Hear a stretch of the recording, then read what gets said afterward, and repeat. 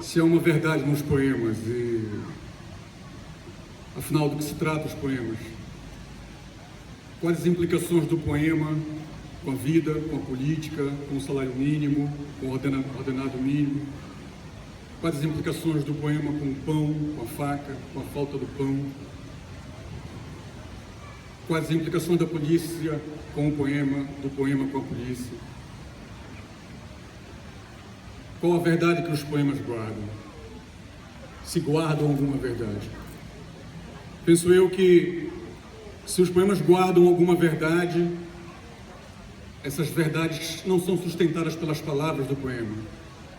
Essas palavras são sustentadas pelo silêncio do poema. Eu vou ler aqui 2 poemas de um poeta brasileiro, um gigante poeta brasileiro chamado Carlos Drummond de Andrade. Vou ler um poema primeiro que chama-se A Flor e a Náusea, que retrata um pouco desses tempos tristes pelo qual o Brasil vem passando. A Flor e a Náusea, Drummond. Preso à minha classe e a algumas roupas, vou de branco pela rua cinzenta. Melancolias, mercadorias espreitam-me. Devo seguir até o enjoo? Posso sem armas revoltar-me? Olhos sujos no relógio da torre. Não, esse tempo não chegou de completa justiça. O tempo ainda é de fezes, maus poemas, alucinações e espera. O tempo pobre, o poeta pobre, fundem-se no mesmo impasse. Em vão me tento explicar e os muros são surdos. Sob a pele das palavras, há cifras e códigos que não compreendo. O sol consola os doentes, mas não os renova. As coisas, que tristes são as coisas desse tempo, consideradas sem ênfase. Vomitar este tédio sobre a cidade, 40 anos e nenhum problema resolvido, sequer colocado, nenhuma carta escrita, nem recebida. Todos os homens estão sós e voltam agora para casa. Estão menos livres, mas levam jornais e soletram o mundo, sabendo que o perderam. Crimes da terra, como perdoá-los? Tomei parte em muitos, outros escondi. Alguns achei foram belos e bem publicados. Crimes suaves, que nos ajudam a mentir, que nos ajudam a viver. Ração diária de erro, distribuída em casa. Os ferozes bateiros do mal, os ferozes leiteiros do mal. Por fogo em tudo, inclusive em mim, ao menino que nos anos 20 chamavam de anarquista. Porém guardo para eles o meu ódio. O meu ódio desse tempo é o melhor de mim. Com ele eu me salvo e dou a poucos uma esperança mínima. Uma flor nasceu na rua. Passem de longe bondes, ônibus, rio de aço do tráfego. Uma flor ainda desbotada ilude a polícia, rompe o asfalto. Façam um completo silêncio, paralisem os negócios. Eu garanto que uma flor nasceu. Sua cor não se percebe, suas pétalas não se abrem e o seu nome não está nos livros. É feia, mas é realmente uma flor. Sento-me no chão da capital do país às 5 horas da tarde e lentamente passo a mão nessa forma insegura. Do lado das montanhas, nuvens maciças a volumes, pequenos pontos brancos movem-se no ar, galinhas em pânico. Eu garanto, uma flor nasceu na rua. É feia, mas é uma flor. Furou o asfalto, o tédio, o nojo e o ódio.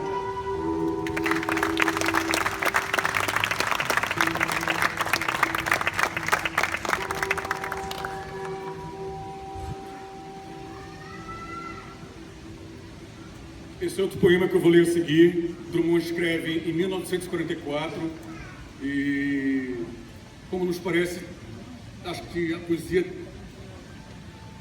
guarda essa fratura da atemporalidade. Esse poema escrito em 44 bem podia ser lido hoje,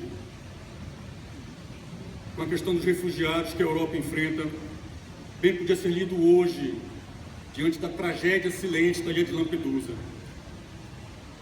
Drummond escreve esse poema e nomeia esse poema de Visão 1944. Meus olhos são pequenos para ver a massa de silêncio concentrada por sobre a onda severa, piso oceânico, esperando a passagem dos soldados. Meus olhos são pequenos para ver luzir na sombra a foice da invasão e os olhos no relógio, fascinados, ou as unhas brotando em dedos frios.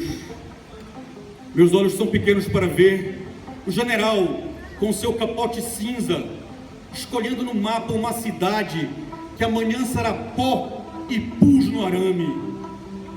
Meus olhos são pequenos para ver a bateria de rádio prevenindo vultos a rastejar na praia obscura, onde chegam pedaços de navios, pedaços de gentes. Meus olhos são pequenos para ver o transporte de caixas de comida, de roupa, de remédios, de bandagens para um porto na Itália, onde sempre se morre. Meus olhos são pequenos para ver o corpo pegajento das mulheres que foram lindas, beijo cancelado na produção de silêncio, na produção de tanques e na produção de granadas. Meus olhos são pequenos para ver a distância na casa da Síria a uma ponte na Rússia, onde retratos, cartas e dedos de pé boiam em sangue. Meus olhos são pequenos para ver nessas águas perdidas milhares de casas invisíveis, na planície de neve, onde ontem se erguia uma cidade, um amor e uma canção. Meus olhos são pequenos para ver as fábricas tiradas do lugar, levadas para longe, num tampete, funcionando com fúria e com carinho. Meus olhos são pequenos para ver, na blusa do aviador, esse botão da morte que balança no corpo, fita o espelho e se desfolhará no céu de outono. Meus olhos são então pequenos para ver o deslizar do peixe sob as minas e a sua convivência silenciosa com os corpos que afundam em casas partidas e corpos repartidos. Meus olhos são pequenos para ver os coqueiros rasgados e tombados entre latas, crianças na areia, entre formigas incompreensíveis, feias e vorazes. Meus olhos são pequenos para ver essa fila de carne e gente em qualquer parte, de tempo, de querosene, sal ou esperança, que fugiu dos mercados deste tempo perdido. Meus olhos são pequenos para ver a gente do Pará e de Quebec, sem notícia dos seus, e perguntando ao sonho, aos passarinhos e às ciganas: afinal, aonde se vive?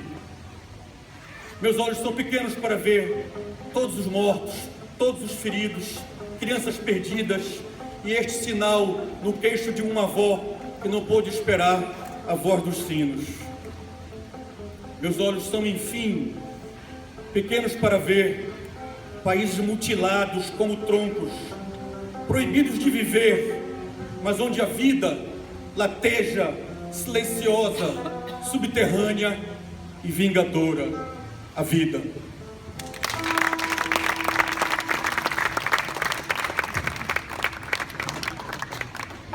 Bem, para mim é uma felicidade o convite, eu agradeço, mas sobretudo queria terminar com algo muito singular que me emociona. Eu sou do norte do Brasil, sou da Amazônia brasileira, de uma cidade chamada Belém. E aqui estou em Belém, do outro lado do mar. Filho de uma mãe portuguesa,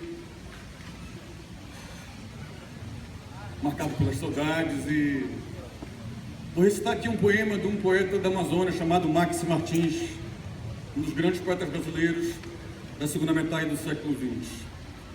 A Amazônia é tida por uns como terra de águas, chão de águas, terra de águas, sertão de águas, uma Amazônia feita por uma gente nortista que luta para ser brasileira. Então esse poema, se puderem, procurem na internet esse poeta, Max Martins. Vou exatamente recitar um poema dele chamado Poema Sem Norte. Pois que há em ti uma canção submarina, uma promessa de água e soma, um som premissa. Eu, Eros, quero te dizer, disseminar, minar-te. É sempre quando se fecha a porta que eu desejo voltar. E a saudade já este ontem na memória, brilhando como um beijo frio. Um beijo frio, mas vivo. Caminho sem horizontes ao passado infalível. Nunca prossegui. Venho apenas plantando marcos, venho apenas ferindo troncos. Ser como o mar. O mar que volta todas as manhãs na praia. Tua, essa água.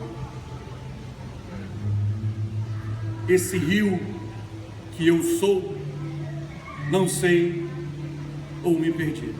Max Martins, muito obrigado.